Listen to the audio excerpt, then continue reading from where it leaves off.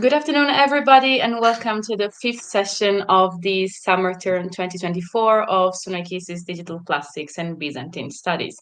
The topic of today's session is digital prosopography, and it will be presented by our colleagues, as you can see on the screen, Ekaterini Mitsiou and James Baillie, both from the University of Vienna.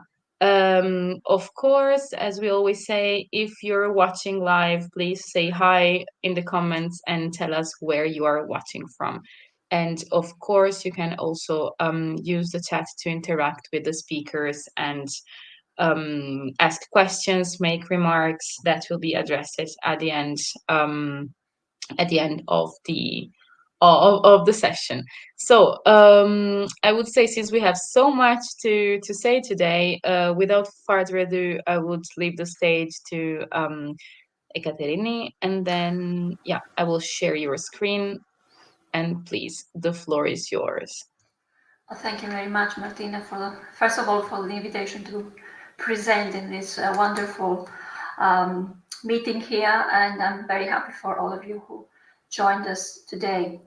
As you can see, and as you have heard, the topic for today's presentation is digital prosopography, and especially the medieval studies, which is the focus also of my research. Can I change slides? I cannot change the slides. I can't see your slides changing. That's quite strange.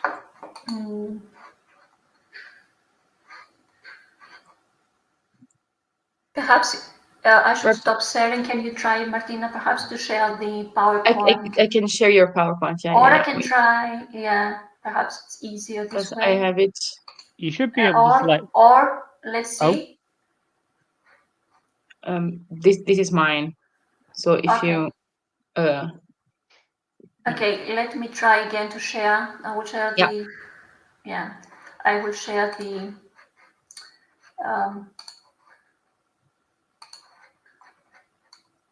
do you see changing the slides? Or not? No, still not. That's quite strange. Okay. Okay, perhaps Martina, you should share the PowerPoint. I will share, and you will tell me next time. So once again, this shows that we are really live. So yes. Don't worry. Sorry for that. It's just that you have to be really careful also with the technical aspects of the presentation. I'm sorry for that. It's just that my computer probably reacts to the live setting of this presentation. The next one. I would like to put the discussion on digital prosopography also in a historical framework, and just to explain that what we are actually discussing, what are we actually dealing with, has started after this development in the humanities, in the social sciences, but also in the humanities generally, which is called the digital turn. You may have heard this term. It's very often used, and generally in history,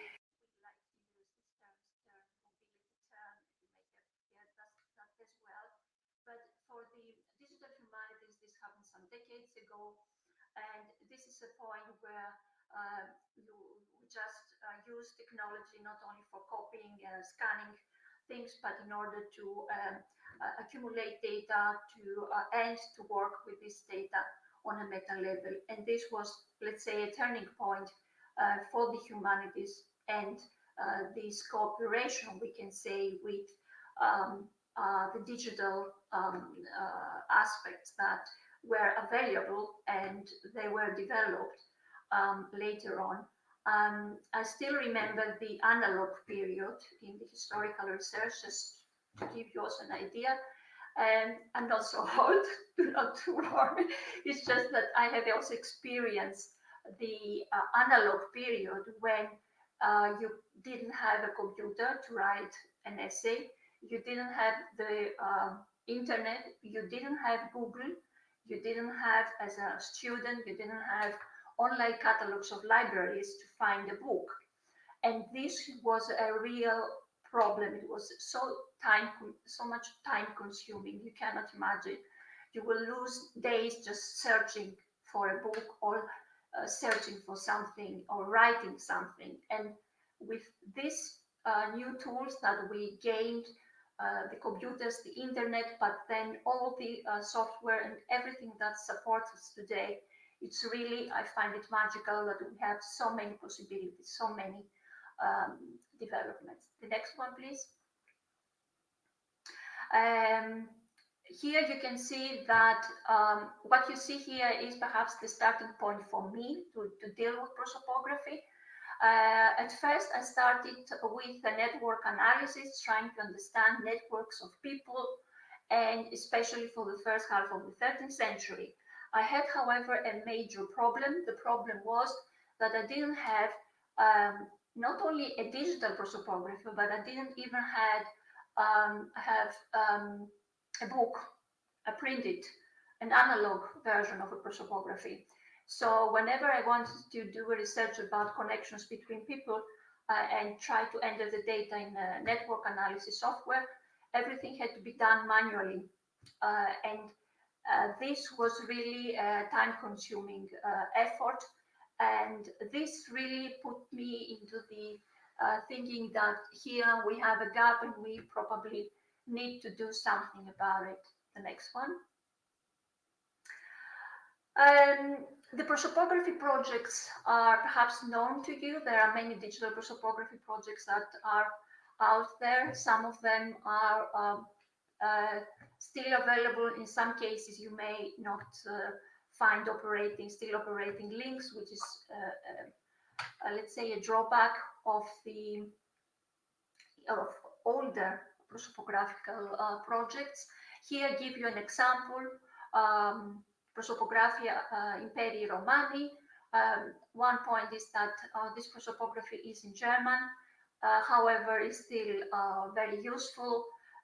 You have the prosopography of the later Roman Empire, and this will be reinvented. I can say it will be transformed from a book to a database in the United Kingdom. And you have as well the prosopography of the Byzantine Empire with major researcher John Martindale, which is online available as well. The next one, please. If we concentrate on medieval West, and you have a lot of prosopographical databases, generally databases. Here I'm giving you only a small, really small example of what is out there. Mapping the Medieval Woman is an interesting project which tries to put women on a map. It's a combination between prosopography and geographical information systems. Medieval Londoners is concentrating on persons living in London. The first one concentrates on women from Paris, and the second one on individuals, persons from medieval London. And then one of the pioneering works is the prosopography of medieval Scotland, which is actually one of the oldest and still has a great impact in our field. And just to give you also an example of the Crusader states, you see here the project on the Regesta Regni Hierosolimitani, which is concentrating on documents of the Kingdom of Jerusalem during the Crusades from the end of the 11th century to the end of the 13th century, with a focus on the documents produced in this period. The next one, please. What about now Byzantium, which is, let's say, also the focus of my research? We have, as you may know, the Prosopography del Mito Byzantini site, which is online, firstly published as a book, or I can say as volumes. Many volumes were published, and then it was published also online by the Kreuter, and it's I think now available to everyone if you have access, especially through your university. Then this prosopography covers the year 641 up to the beginning of the 11th century and the death of Basil II. And you see that the next prosopographical project, the prosopography of the Byzantine world, which was conceived from the very beginning as a digital project, covers or plans to cover the end of, let's say, the 11th century up to the end of the 12th century. I think now they have changed the plan. They wanted actually to end it at the end of the 12th century, the beginning of the 13th century. And then we have a well-known publication, unfortunately not an online prosopography, digital prosopography, the Prosopographisches Lexikon der Paläologenzeit. You may know it as a PLP, which is easy to say. And this is a prosopographical lexicon that actually focuses on a dynasty, the Paläologi. And it starts with the rise of Michael VIII, 1258, and it ends with the capture of Constantinople. Unfortunately, this publication is not a digital project, as I mentioned before. It's only as books or PDF. There was also a CD version at the beginning of 2000, 2001. Although there were plans to make a database, unfortunately, this didn't happen. I hope that we can be in the future able to have the material also online. And I will mention also the Dapperton-Oak-Sills collection, although it's not a prosopographical project per se. However, as I will show you later, it's of great importance for anyone dealing with prosopography. The next one, please. Here, just to give you an idea how the Prosopography der Mitte Byzantinische Zeit, the online version, looks like. There is a search field. You can look for the persons. As I've mentioned, or I don't know, I don't remember if I can mention, this is a prosopography written in German. So if you look for a person, the information will appear in German. However, it's a very powerful database. It's a very, very good material, a very detailed information about the individuals of the period covered. The next one. This is a prosopographical project of King's College. It started, I think, around 2001 or about that time. And I remember in the conference in 2005 in London, it was presented back then. So it must have started around this time. And it moved forward until 2016. There were some gaps. Then now they try to continue this project. You also see here that they wanted to cover the period up to 1180. And the official homepage, which you see here, you find this information. However, I have heard that they will try to cover a little bit more up to 1204.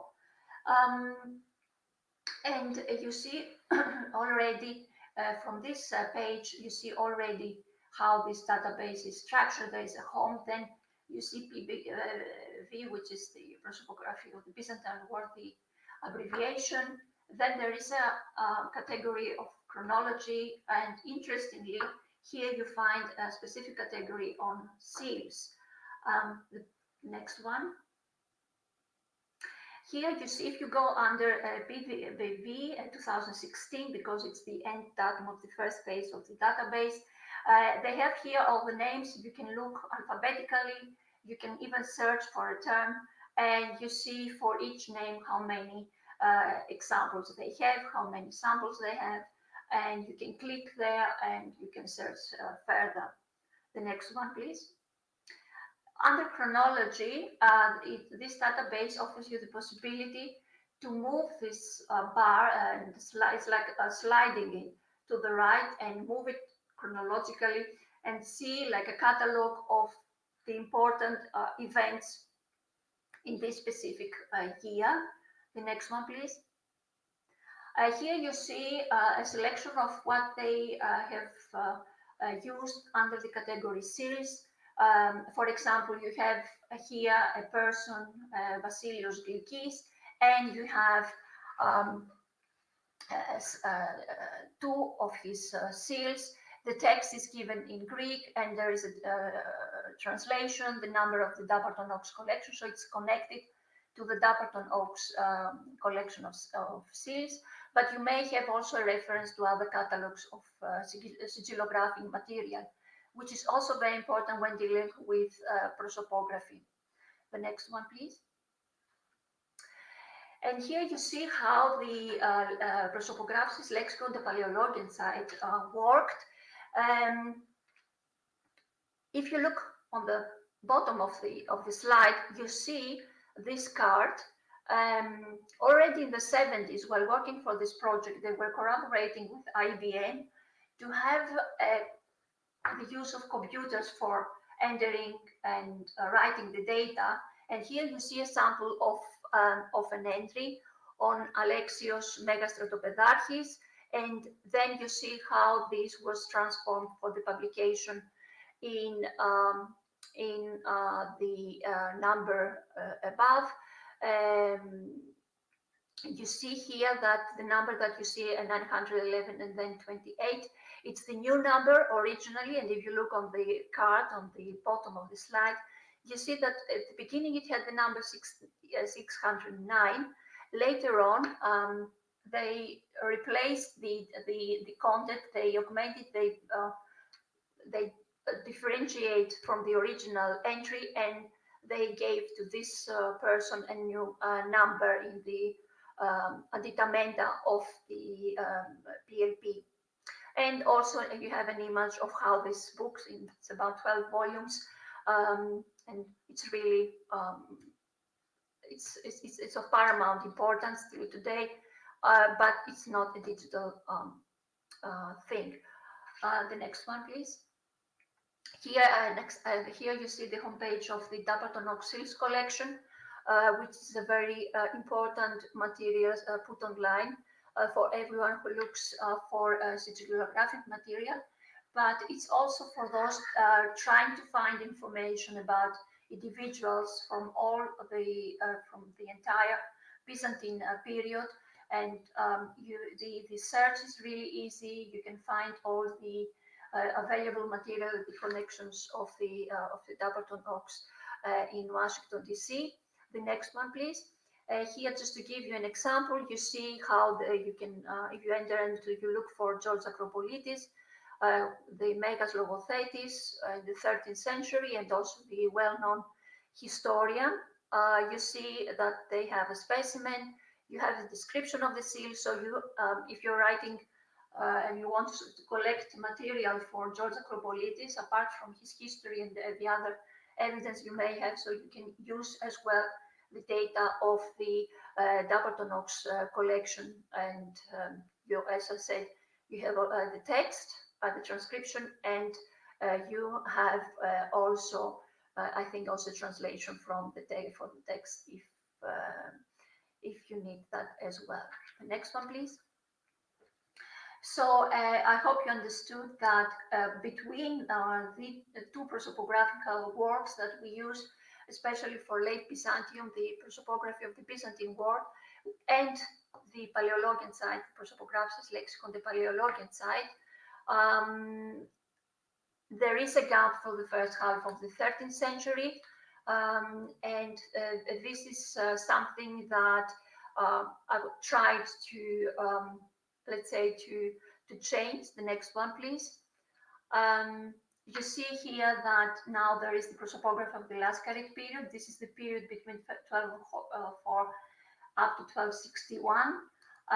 There is a kind of recovering of the period, also of the PLP, but this is something that we take into consideration.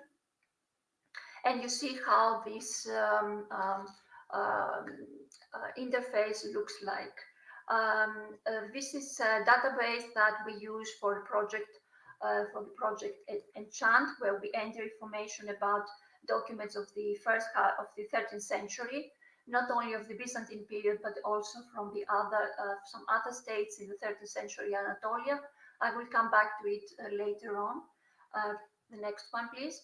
The plus prosopography is based on the database software Open Atlas, which it's being used in the Austrian Academy of Sciences since I think it's 2012, 13. It started about 10 years ago that we use for some digital projects this database software, and it can be used for various projects, not only prosopographical endeavors. The next one, please. You see here only a sample of the projects that are now running and use Open Atlas. The next one. And if you check the homepage and you check the project, you will realize that you have from archaeological projects up to prosopographical projects up to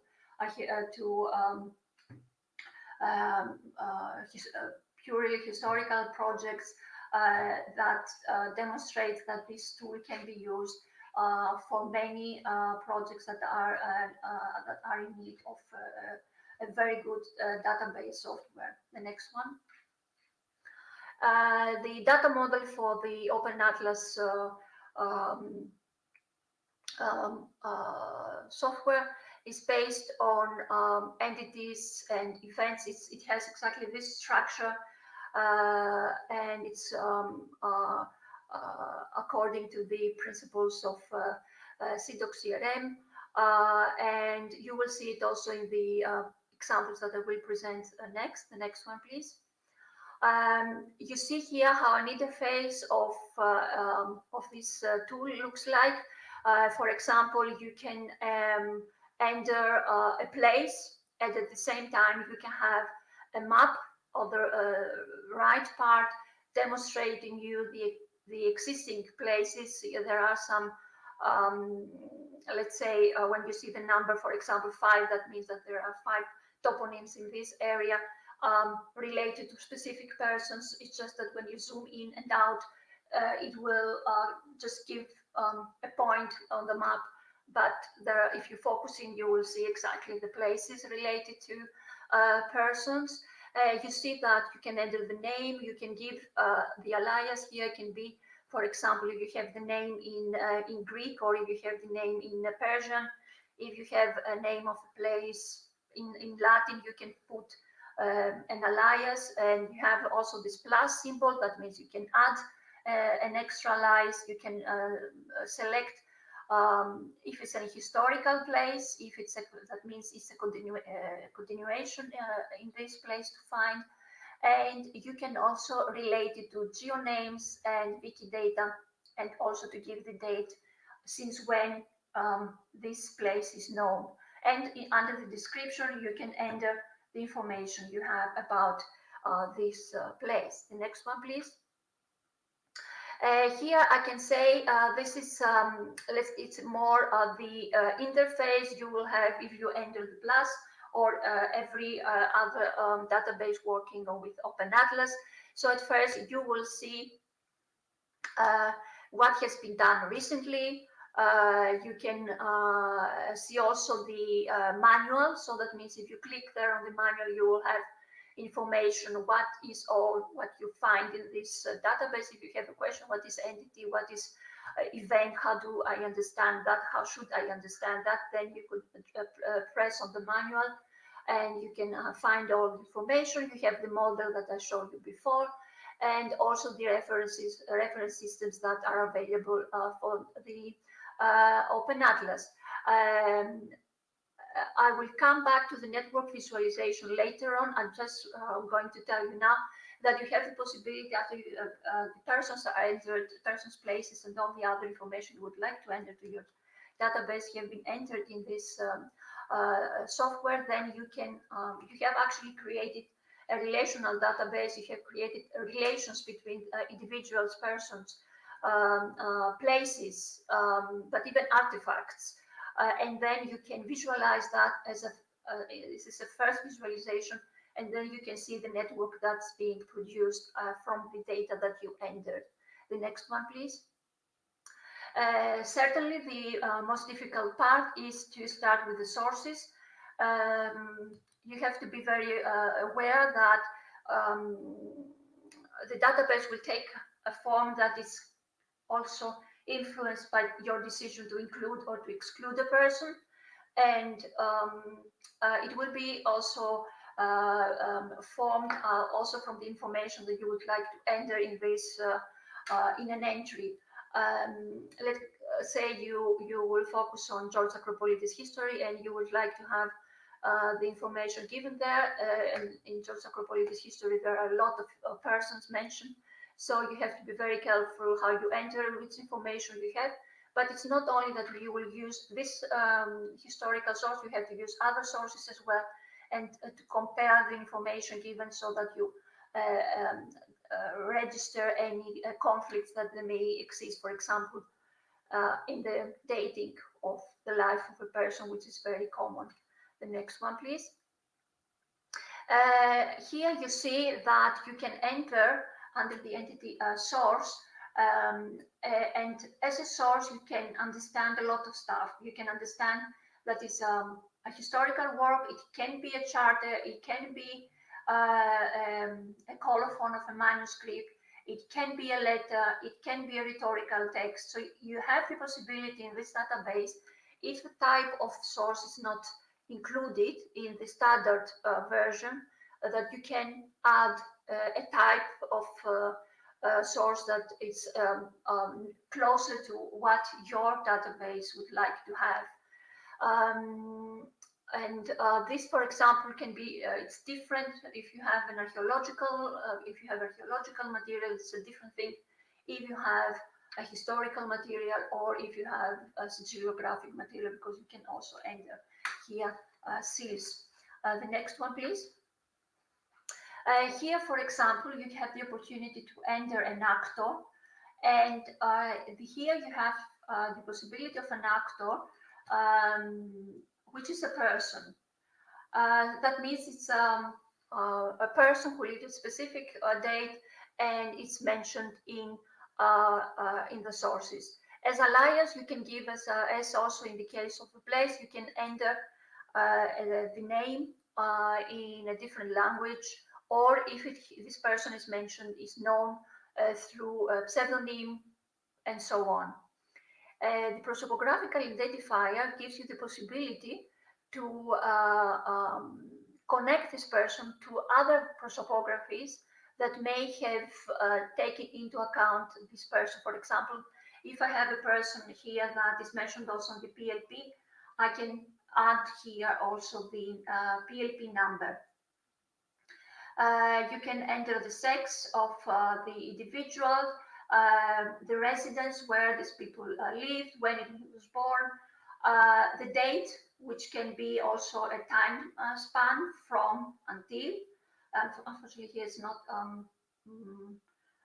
fully developed, but this is also a possibility that you have in the database. You can even connect the person with Wikidata if this person is mentioned there. There is an entry on it. And then by the description, you can enter all information you may have for this person in the sources, in charters, in letters. It's up to you to decide then what would you like to add. Next one, please.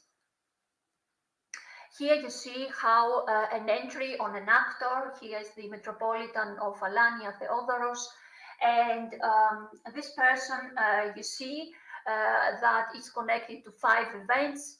And also it's mentioned here that is the member of, that means that he is the member of a metropolis, which is a separate entry, and a connection has been made in the process of entering the data on him. You see here a short description, some bibliography. This is an example of an earlier effort to enter data in the database, and what is interesting is that you see also the toponyms, the places related to this individual. If you press, for example, on event, where you have 5 events, you will see which events are actually mentioned here. The next one, please. You see exactly that he is the member of the metropolis of Alania and Sotiriopolis, and also the function that he had. He was metropolitan, and here you had also the possibility to mention the first, and here is not given, the last appearance of this metropolitan Theodorus in the sources. Next one, please. Here you see that this person is connected to specific events, like he had some conflicts, as you see. You may even understand that he was not without any problems in his metropolis.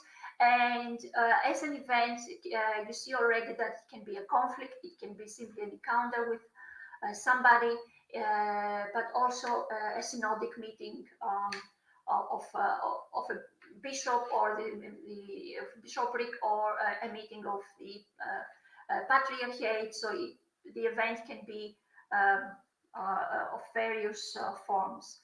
The next one, please. When I have given you an example of events, here you have, for example, the possibility to select the event. So on the upper part, you see that as event, you can add an activity. If there was, for example, a war, if it was an acquisition of properties, for example, under creation, you can enter the issue of a charter, or the writing of a work, a historical text. As event here is to understand physical phenomena, natural catastrophes, for example, like an earthquake or a volcano eruption, modification of previous texts. It's under the category modification, and very an event that we use very often is this move event. That means people who move from one place to the next one, or they transfer letters, for example, as a movement. You can understand even bringing a letter to another person, or being a member of an embassy and moving from Constantinople, for example, to Rome, or to Italy. Generally, we have many examples in the later period. As a production, it can mean the production of an artifact. It's more connected to material things than the other categories of events. The next one, please. And here you see the city of Nicaea. Today is Nick. You see that here the name is given in English, as Alaias, the name of the city in Greek. At the beginning date, also already in the antiquity, 301, date of foundation of the city by Lysimachos. And you see also that the city is also connected to the geonames as an external reference system. There is a short description which actually doesn't cover the entire history of the city. And you see that this place is already connected to 39 events, to 56 actors. So it's a place that, as you can imagine, in the first half of the 13th century, has been central for the developments in Anatolia. And that's why you have also so many events, actors, and so on connected to the capital of the Empire of Nicaea. The next one, please. Here you see that there are some types in the database of Open Atlas. You can add, you can create new ones. There are some standard ones which are already there when you are starting using the database, but there are also some custom types that are actually, they give you the possibility to add types that you need. We saw some examples on the previous slides. And you have also some value types, which can be, for example, important for archaeological findings, when you can add the length or width of an object, or the height of something. Or if you have a coin and you would like to give these the dimensions that you probably need, value types, and if they are not available, you can create new value types in order to accommodate your question regarding the coin findings or the seal findings, or the ceramics if you are dealing with this material, or with manuscripts if you want to give dimension of a manuscript or of the folios. This is something that you will need. The next one, please. Exactly, here is also the artifact entry, which may be important for anyone of the archaeology, but also for people working with manuscripts or with material culture. And I think this was added later on. The first versions of the database were not so much flexible, but this is something that has developed, as many projects actually needed this type of information to be available in the software, as many colleagues were actually coming from archaeology. The next one, please. And again, the types, the previous slides I showed you was an older version of the types in the database. Here you see the latest version, which is the plus 8.30, and you see that they have augmented, that they have been much more now, but this is something that is changing. If you had the possibility to see the previous version, you will see that major changes have happened in this type, in category type, because this is what makes the material more flexible. This is the things that as scholars would like to change in order to accommodate our research questions. The next one, please. Here you see that this is the thing that I told you at the beginning with the network. When you have already, when you enter the data, you can inspect visually with the network that you have created. So you have already a network graph, which it could be 3D or 2D, but definitely it allows you to see visually what you have connected to each other, and if this actually represents the information you have, for example, of a metropolitan or of a place. And you may even find some mistakes, but just looking at the graph, zooming in and out. The next one, please. The thing is that you will the data that you enter in the database can then be extracted and transferred to network software, but even in GIS software, since we have entered also places, for example, in quantum GIS, and the network analysis tool like Aura, and you can then transfer the data in this other software, and then you can go to the meta-analysis, and you can really develop your research on this individual and their connections based on the entries you have done in this prosopographical database. The next one, please. Here you see, for example, if you start from the PLP, because this was done, if you start from the PLP, that means you will have to extract the data about the places mentioned, about the persons mentioned. Here is, for example, the kinship ties between the megastratopetarchs, and then this information has to be transferred in a software. You have to enter the data in a software of network analysis like Aura, and if it is possible to have it in a digital form, it's much easier. Otherwise, all the names you see in the second slide have to be entered through yourself personally, and then to make the connections in the software. You can imagine if you have the possibility to extract the data immediately to the Aura software, then you can do all your analysis quite easily, and then you can reproduce even bigger networks of 2,000 individuals in many other localities. This is a multi-node network based on prosopographical material. and also geographical material based to the connections of people-specific spaces and places. The next one, please. Now we'll move very shortly if I have time. Martina, if I'm out of time or if I've spoken too much, let me know. I will try to go a little bit fast through the project that I'm working on. The next one, this is the project Enchant. The next one. You see here the project, which is based on the Austrian Academy of Sciences, but also in the University of Vienna.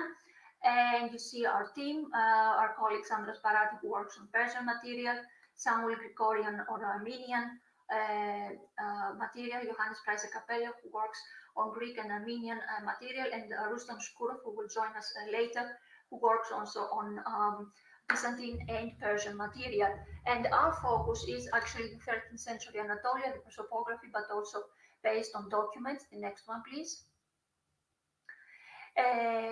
You may know which is also another interesting project still going on and very useful, the Regesta Imperii, where you can find information on the Holy Roman Empire based on the Regesten, and the Regest is a short description of the contents of a document, and you can enter a search for a person, but also for a document issued by the Holy Roman Emperors.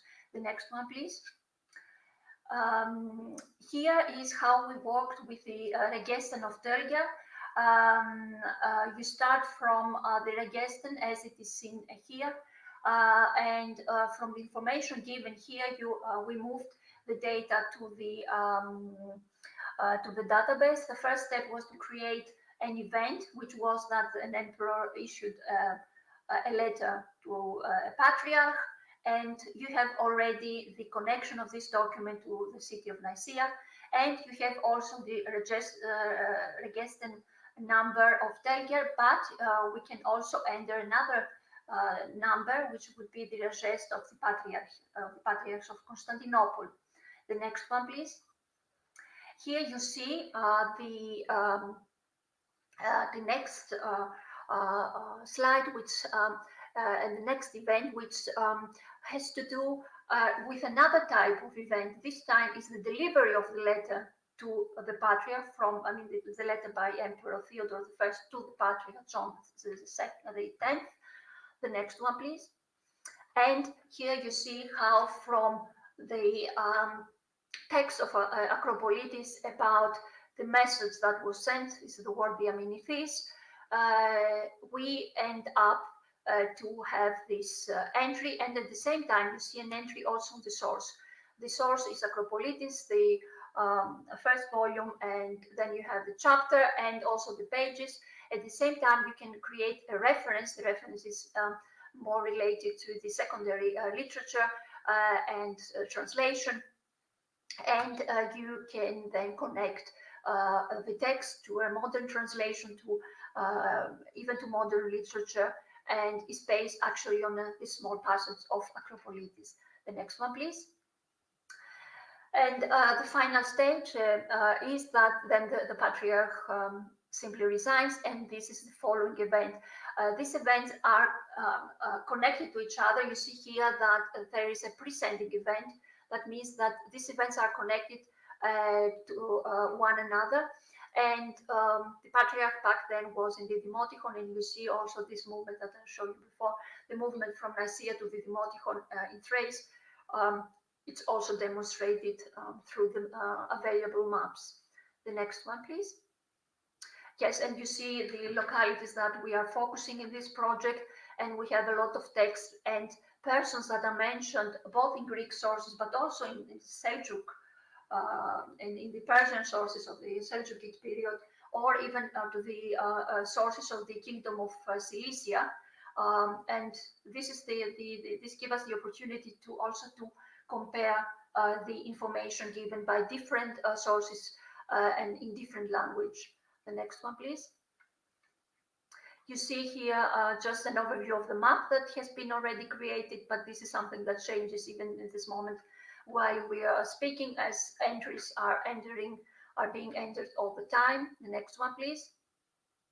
Here you see also this connectivity of our charters, which were sent to different places. The next one, you will see that it reaches even the seat of the Mongols in Karakorum. This material already demonstrates the globalization of persons and objects in this 13th century. This is really an important aspect that we also consider in our work. The next one. Here you see how a regesten, that means actually documents, are connected to individuals. You see here John III Lucas Batatas in the center with persons that are related to him. The next one, please. And here you see how we can use the material from our database and how many RSS from our Byzantine material can be connected actually with the other project, the online Regesta in Baillie, because they are dealing with exactly the same issue of a document. And you see immediately that this network of interconnected documents and persons is being created. The next one, please. Just to give you a little bit flashback on what has happened, let's say an initial step was the workshop online during the pandemic, Bridging the Gap, prosopography of a fragmented world, the 13th century, which brought together many people working on prosopographical projects. You can see you can hear and see the presentations of all invited persons on this link. You can click and then you can see and hear what all these projects were about. They were covering, I can say, the entire Middle Ages and various geographical areas, not only Byzantium. The next one. And you see here there is an initiative called Prosopon, based in Vienna with the collaboration, however, from many scholars like Zachary Zitwood in Mainz. I think now he's in München, I think already. Haralabos Gasparis in Athens and Nils Gaul in Edinburgh. We are working in bringing together people who are working on prosopographical material, and we are organizing a lot of conferences. And I hope that we can develop, let's say, a common interface, place where people can talk about prosopography and the projects. The next one. The last conference workshop we had was last December in Edinburgh, and it was a very good opportunity again to see what's out there, what's going on the prosopographical project. It was really enlightening, and we hope that we will continue in the near future with new workshops and further activities. Next one. Yes, and that was the end from my part. Thank you very much for your attention.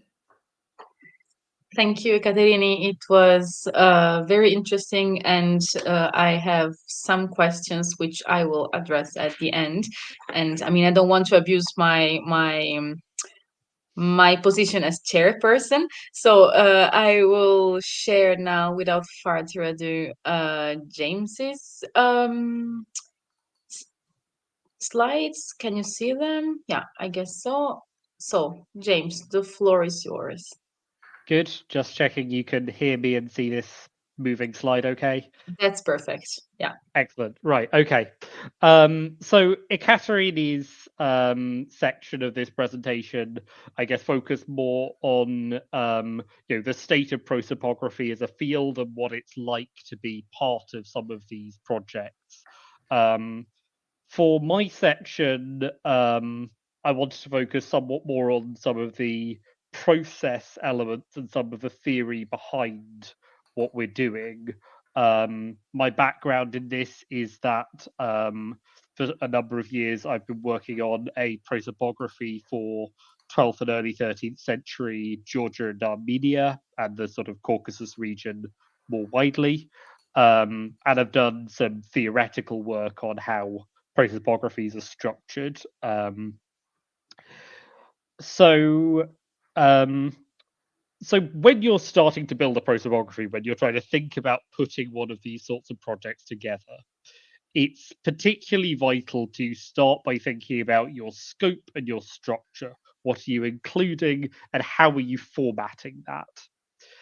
How you structure that information isn't a sort of neutral technical proposition. The way you structure information embeds some of your arguments and assumptions about the historical context that you're modeling, and we'll see some of that as I go through this. It's also often a somewhat iterative process. Obviously, the more information you have, the harder it is to go back and adjust it if you make some changes to your model. But nonetheless, it's often necessary to actually be in contact with your sources before you can really finalize what your model is supposed to be doing.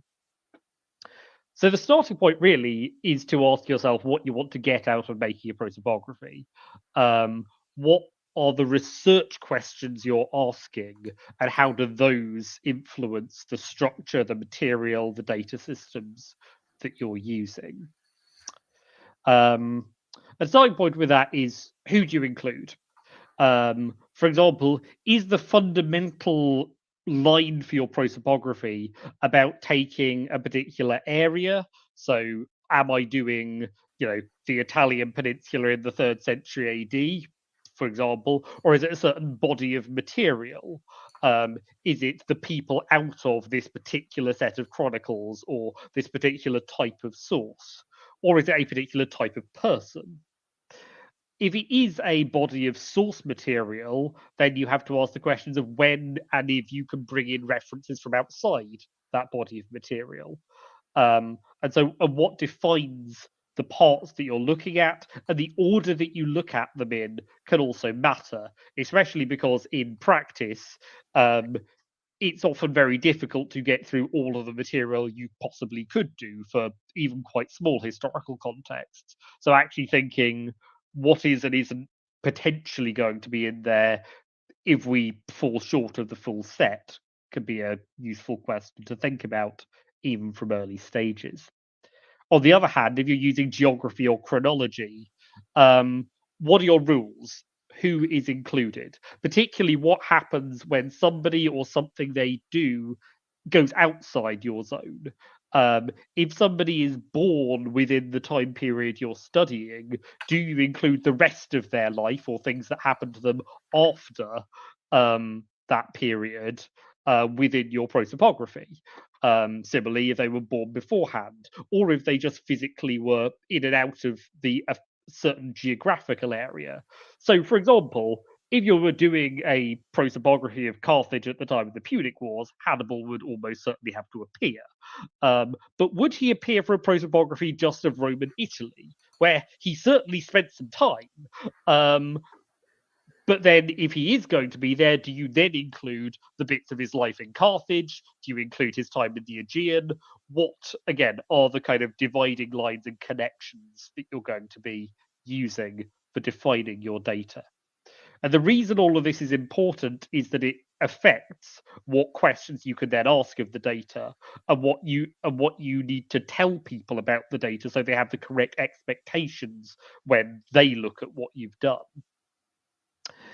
There's also problems like disambiguation. So this is the process of deciding who is or isn't a unique person in your data set.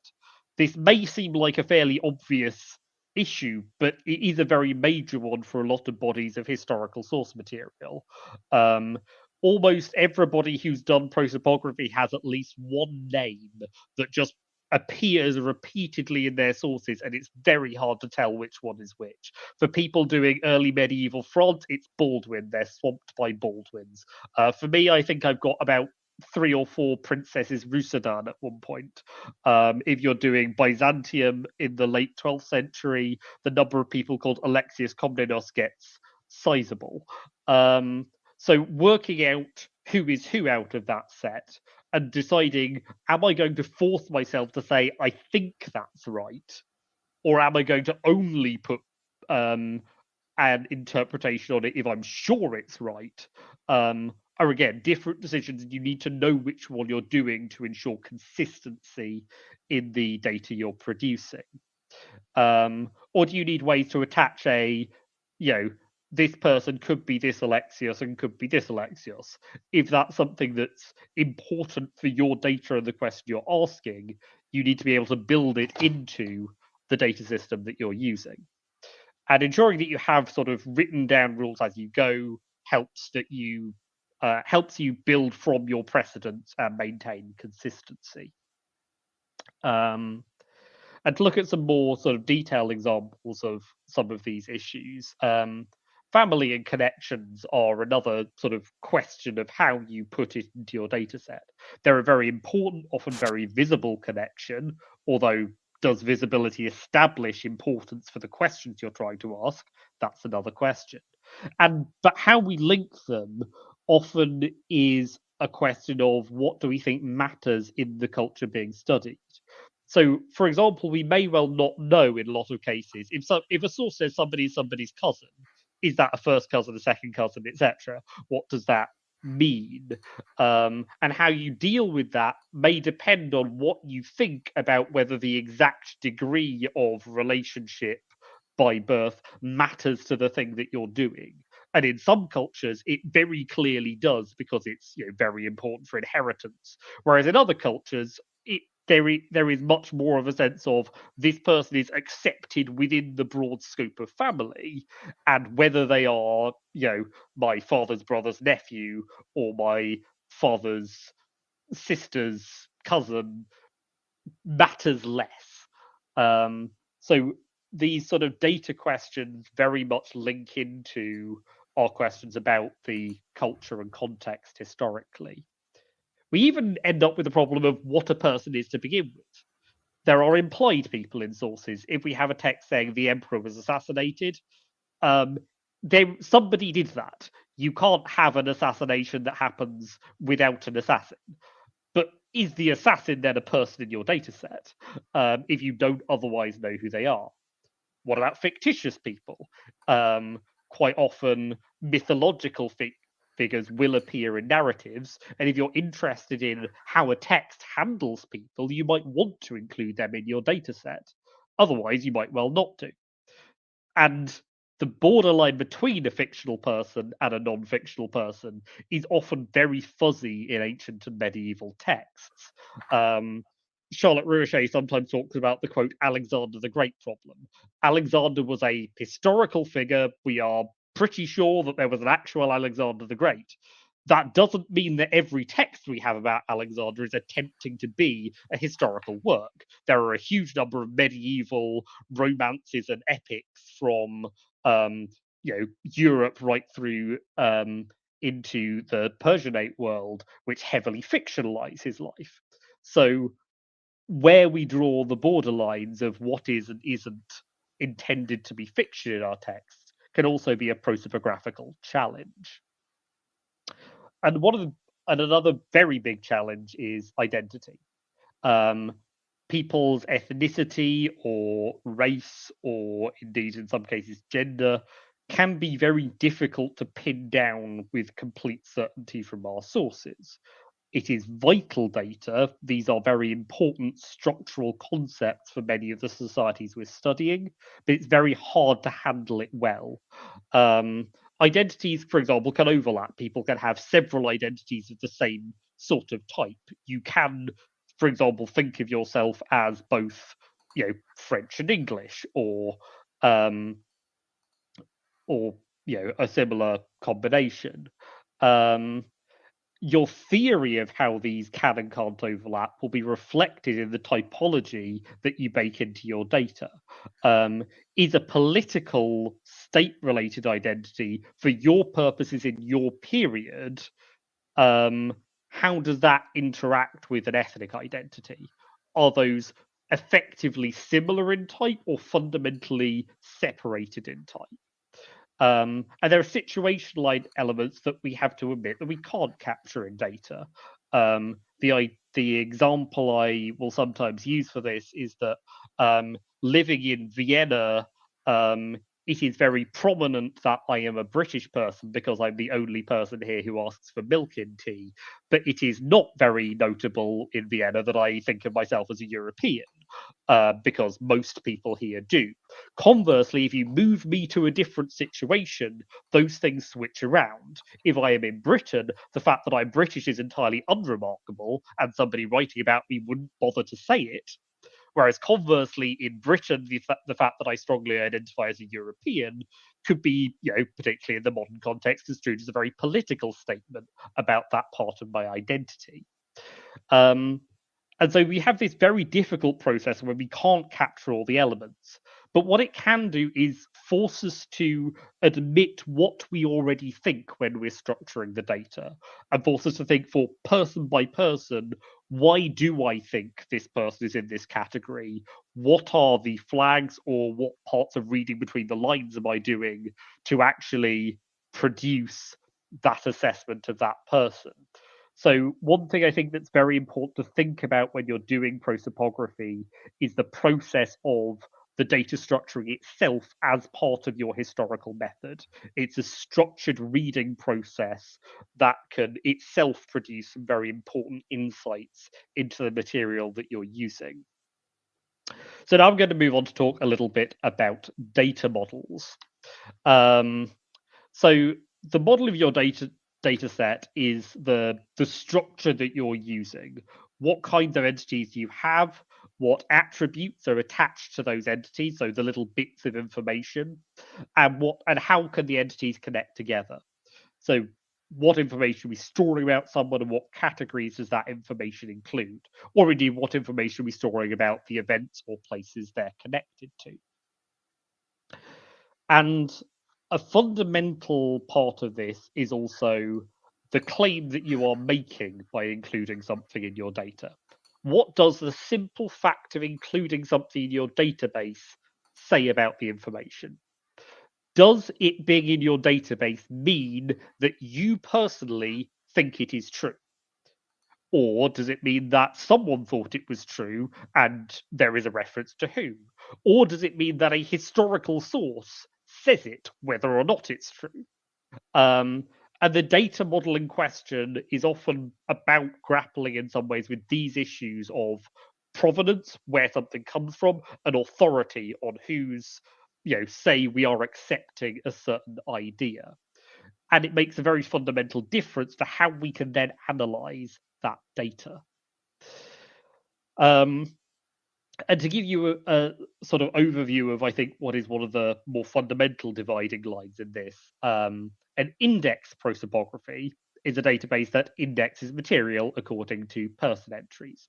The idea of doing a prosopographical index is that you minimize the sort of modern historian's interpretation, and you're collecting effectively source material around a person. It's a very good system for discovering material and for analyzing primary sources. It's often quicker and simpler to organize than what I'm about to move on to, which is secondary prosopographies. But when I say less modern interpretation, I want to be very clear that we still have those issues that I was just talking about, where how you classify identities and so on do, prefigure some arguments that you might be making about how this society is structured and how it treats certain ideas. Conversely, a secondary prosopography places your prosopography more like it's a secondary source, hence the name. A secondary prosopography, and Ekaterini's example with the Lascarid period is very much in this sort of category, is that it's a collated interpretation of the material. So it's used for asking questions about what we think about the past. We've put an interpretation together as a body of data based on the whole set of material we have, and making those disambiguations, making the data sort of consistent as a view of the past. And so we have these two ways of doing prosopography, and there are quite a lot of major prosopographies in either category. And it's very important to know what you're looking at, because what you can find in the data become fundamentally different if you're doing these two things. If you have an index, then the data will not, for example, split out and disambiguate competing claims. In a secondary prosopography, they will. And this then moves on into the data models. So there is what's known as the factoid data model. This is used for a very large number of prosopographies. It was developed in the UK. It's used, for example, in the prosopography of the Byzantine world that we saw earlier, also in the people of medieval Scotland and people of Anglo-Saxon England databases. And a factoid fundamentally is a thing that a source says about a person. And a factoid in prosopographical index collects factoids. That means that if a source says it, it should be in there. And if a source doesn't say it, it's not in there. So it doesn't include many of the things that we might conclude are the case from what a source didn't say or what a source doesn't say explicitly. So the idea is to avoid imposing a data level interpretation of whether a given bit of source material is true, and connect these ideas together in quite a granular way with these little bits of information collected around a person entity. Conversely, the person prosopon data model, which I use and which I think is closer to also what Ekaterini's project uses, it is much more about you resolve your conflicting data. The prosopon, that is to say, the prosopon is the data representation, is assumed to have the same logical constraints as an actual person. In other words, they can't die 3 times. So conflicting information about them has to be resolved. They can't be in multiple places at once. And so imagine that if you're looking at a set of this data and you're looking at, for example, roughly how long different people live. If you want to do that, you sort of need a secondary prosopographical model where everybody has had a, assuming they have some dates at all, they will have had those, resolved. Whereas in a factoid model, you might find somebody is skewing your data because you have 5 different death dates for them, and that is messing around with the numbers that you want to use for that problem. A person prosopon model is less granular than a factoid model because the person entry effectively becomes a mini secondary text in and of itself. You can have alternatives to these. So you can have a high granularity model with sort of lots of factoids, but then you select always particular paths through the data as collections of them. This is potentially a very powerful tool. It's being used in particular by the Relevan project at the University of Vienna, but it is a relatively labor-intensive tool to use because you're putting in lots of data and then you're still doing all of the information selecting work within that. There have also been attempts, I know there's some projects going on in France, for example, to model entire chains of reasoning where you put in lots of very small elements of thought, essentially, and connect them together into some historical logic. Again, it's a very powerful for looking at how we think about the past, but it's a very labor-intensive approach to its inputs. Why can't I do a bit of both? Why can't you mix and match this? The fundamental reason that that is an issue, and certainly one that you need to think about carefully, is that you have to be clear what your data are saying. If you have one block of data where you're saying, I think this set is true, you cannot logically just muddle it in with another set of data where you're saying some sources said this. Those are 2 different data claims, and they make the 2 sets of data incompatible on a logical level. So it's important to be clear what your data is saying in order to be able to select the analyses that you can do and that you might want to do with a prosopography. So if you want to do a who was where when, you want that greater resolution of the data. If you have factoids, your data will conflict. It will start making your data messier and harder to handle. But if you want to look at the depth of a particular source, or if you want to ensure that all the source material is, logged as much as possible, then some of that data can be lost in a more resolved model. And your analyses are often then about trying to find patterns in what you've got as part of an analysis. And that's usually not a statistical pattern finding thing, because we generally do not have enough data, and it's not an appropriately constructed data set. Prosopographical data is almost defined by the fact that it is not just sampled in a consistent evidence gathering way from reality.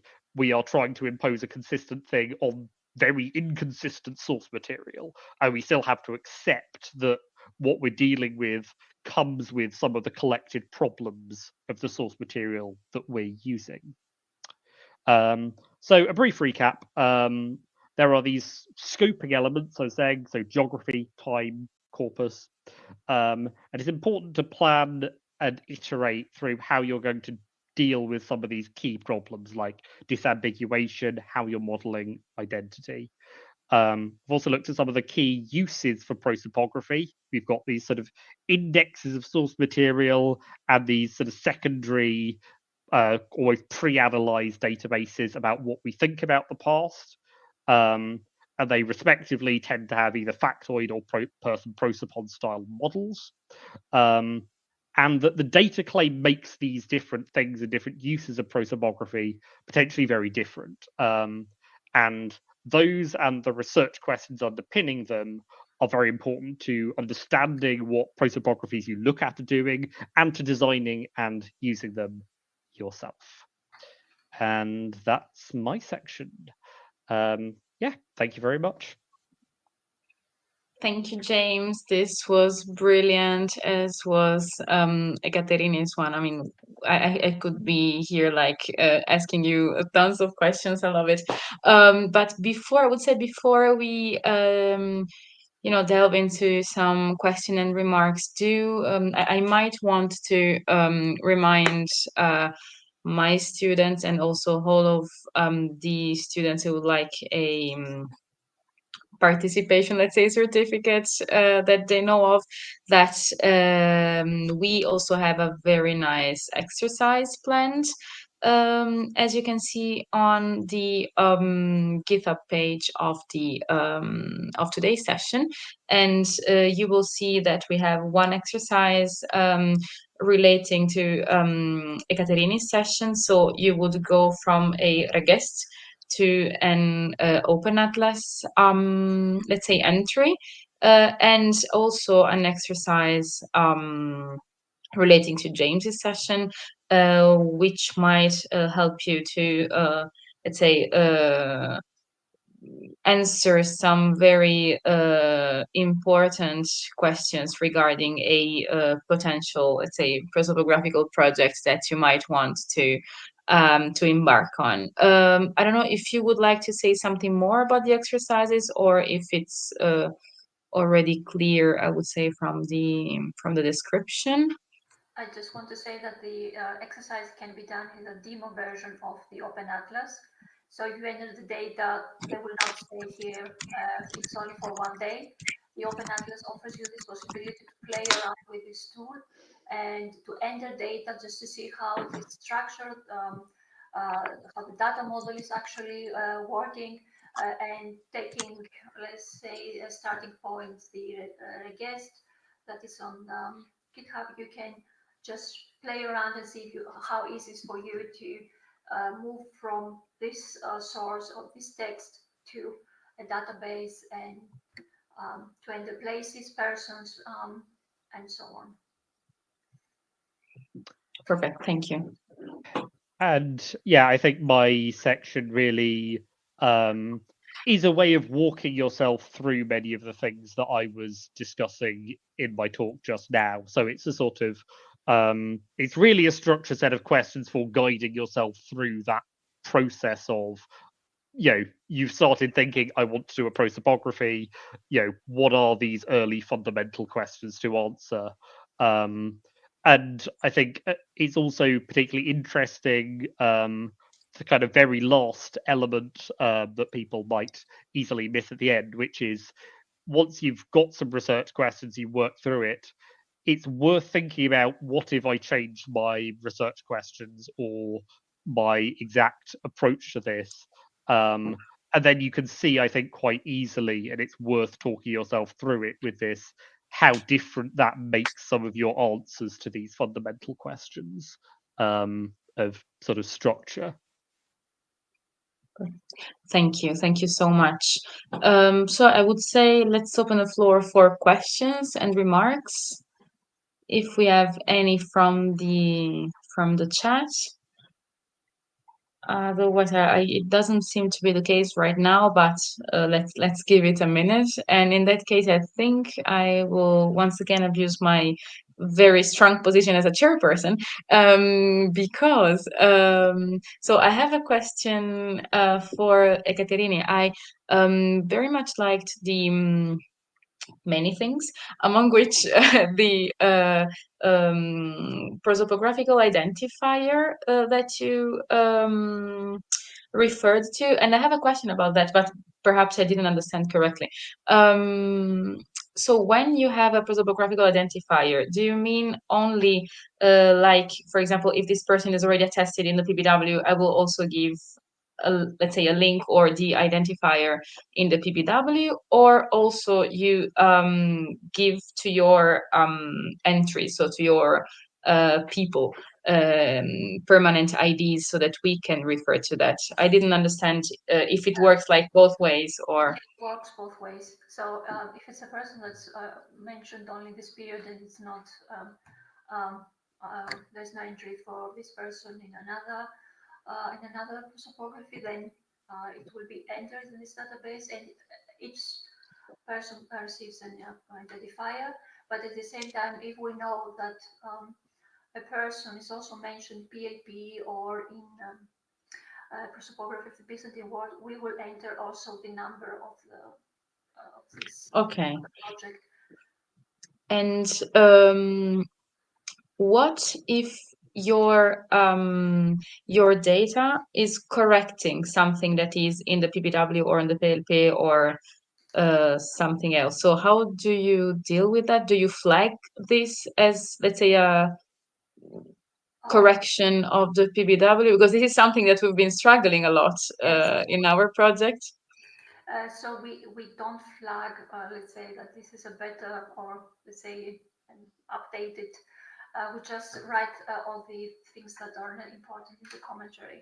So it's been explicitly mentioned that that is a revised information about this individual. Okay, thank you. Yeah, because we're also gathering, let's say, ideas. I think this is what James also mentioned. These are the tricky things that you have to deal with when you have prosopography. And we have also many problems to identify, for example, peasants in the region of Smyrna, and there are members of the same family with the same first name, and then you don't know. And especially if the documents are not accurately dated, then you say perhaps it's the same, I don't know, a peasant with the name John Gunaropoulos, but you cannot be sure. Yeah. And this is the ambiguity or the uncertainty. And regarding the uncertainty, I remember we talked about that some time ago, but I saw in the mask that you showed of Open Atlas that at least for Wikidata and for geonames, I think you could add precision. Yes. Whenever this application is accurately positioned, and we have an entry also in Wikipedia and so on, so that there are these cross references. Problem is also for places whenever you have micro toponyms, or in texts like the registers, where you have the tax collectors, and they have a register of places they went and where the deposition of a monastery were, and these places are not mentioned somewhere else, or they do not exist anymore, or they have a different name. So okay, then this is also your job to see if you can somehow at least narrow down the area. And this is a possibility that it gives you on the map when you have a place, not to put an exact point on the map, but to mark a region. To An say area, okay.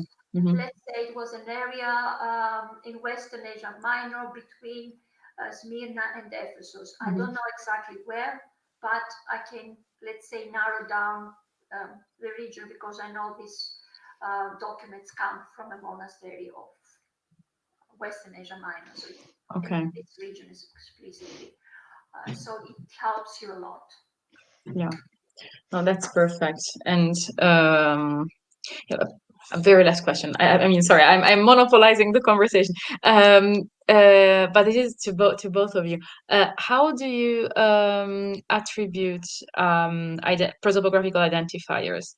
Do you use them like as a, let's say, meaningful or meaningless ID? So if you know what I mean. So is it like a random, let's say, randomly generated identifier, or is it something like, I don't know, John Gunaropoulos 1, for example? No, it's not going to be 1 or 2. John Gunaropoulos connected to this. No, it's Okay. not have, let's say, Alexis Komnenos 1, Alexis Komnenos 2, and no, but for example, if someone wants to refer to that, how is, let's say, the reference going to look like? It's going to be a random, given as always it's entered in the database. Okay. Yeah, similarly with my data set, it's fundamentally underlying it is, yes, it's a sort of randomly selected. Well, I mean, not randomly selected in that it's basically just a number that goes up, so you can sort of tell what order they went into the database in from it. But yes, beyond that, though that said, I think this is an area where you can somewhat separate how the database fundamentally works when you're putting it together and what you might want to do with it sort of at the end point as well, because it's computationally not very complex to sort of just give everybody in the database a slightly more human readable URL if that's the thing you want to do. But yes, but from the perspective of putting the data set together, yeah, everybody has a number, as it were, and then actually the other way that I've done it, which I think is possibly a bit less usual, but possibly it works because of my particular data. And again, this is your data end up affecting everything else thing. Is that basically everybody has a like unique headline name, whether or not, which is not necessarily the name as given in the source. It's the name that gives you the way you think about this person. So you can give, so if somebody's defining feature is that they have an epithet, then rather than name and surname, you can give them name and epithet for that. Which I think again is the reason I do that is that it just makes the database a bit more human readable from the front end. And also helps me when I'm putting the data set together. So rather than forcing myself to think about Rusudan 1, Rusudan 2, Rusudan 3, and remember which one is which. If I've actually, if their like top line title is Rusudan, Aunt of Tamar, then that, then I know who that is much more quickly, even if I've not been looking at the Rusudan for a month or two. So there's these different approaches one can take to that problem.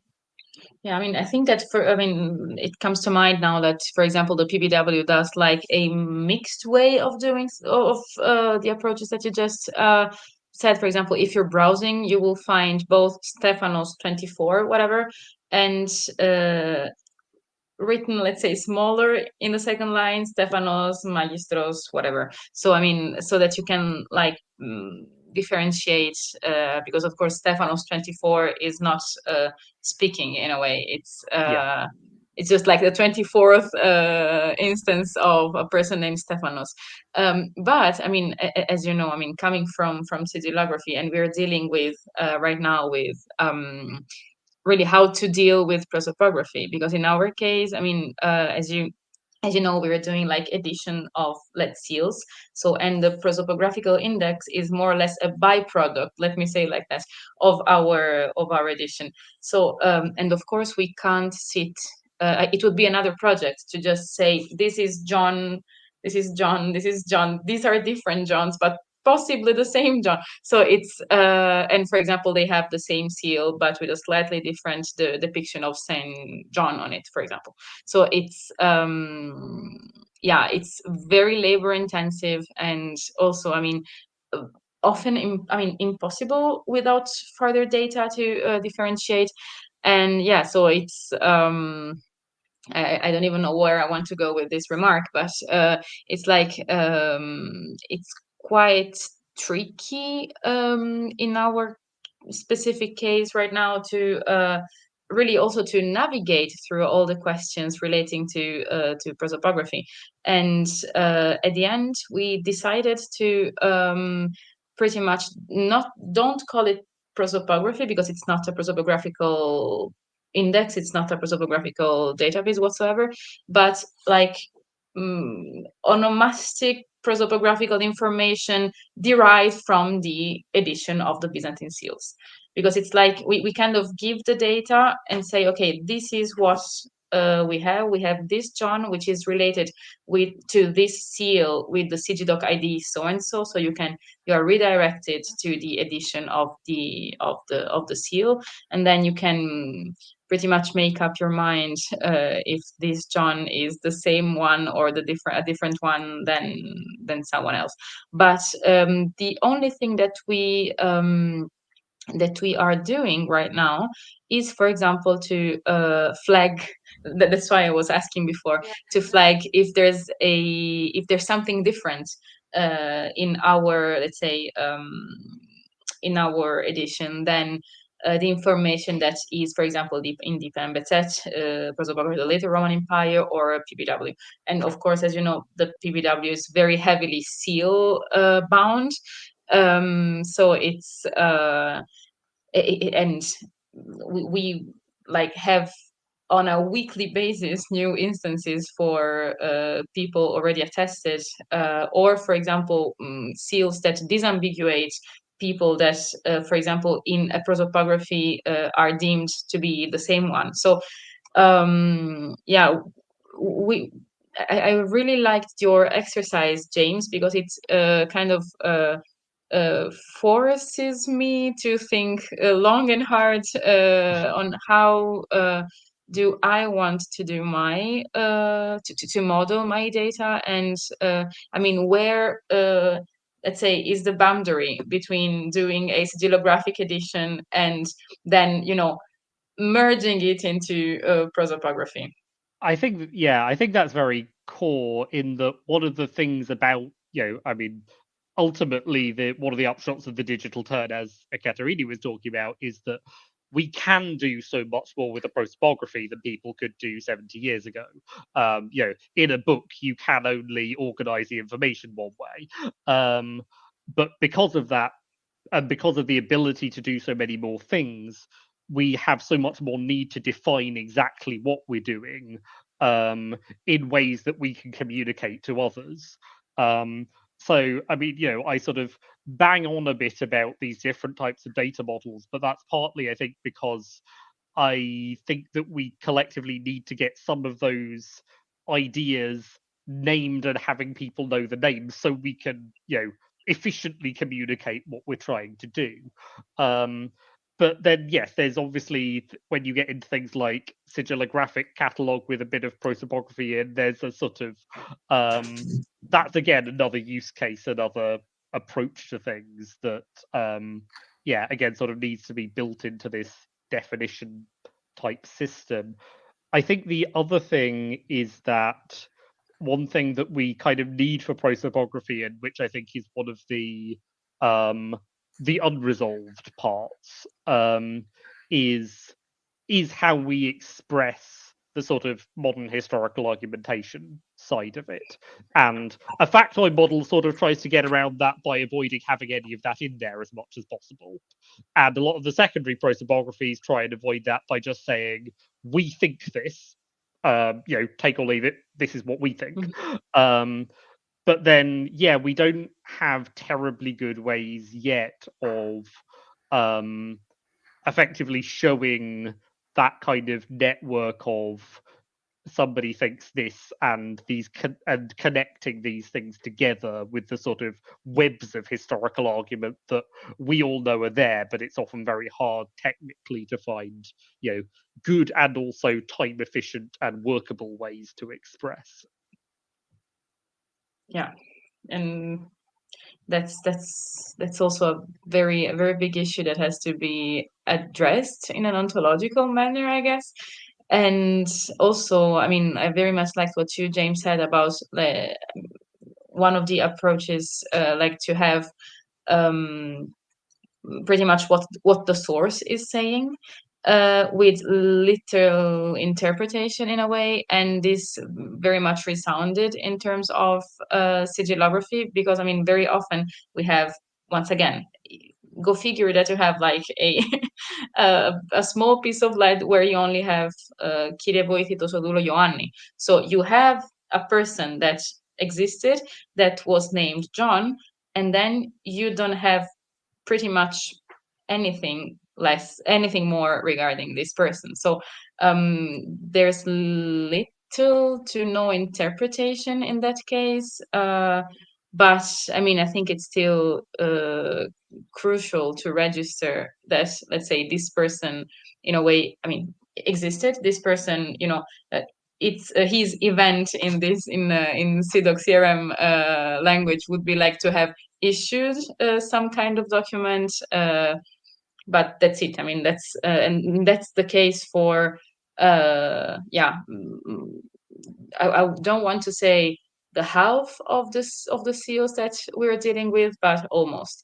I mean, and yeah, that's also something that, I mean, in terms of course, very nice prosopographical world, let's say 11th century and so on and so forth, it's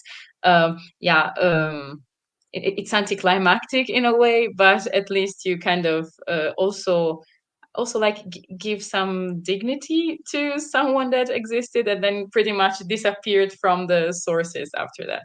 So yeah. And I think we're already 2 minutes over. So once again, we could talk about prosopography for the next couple of weeks.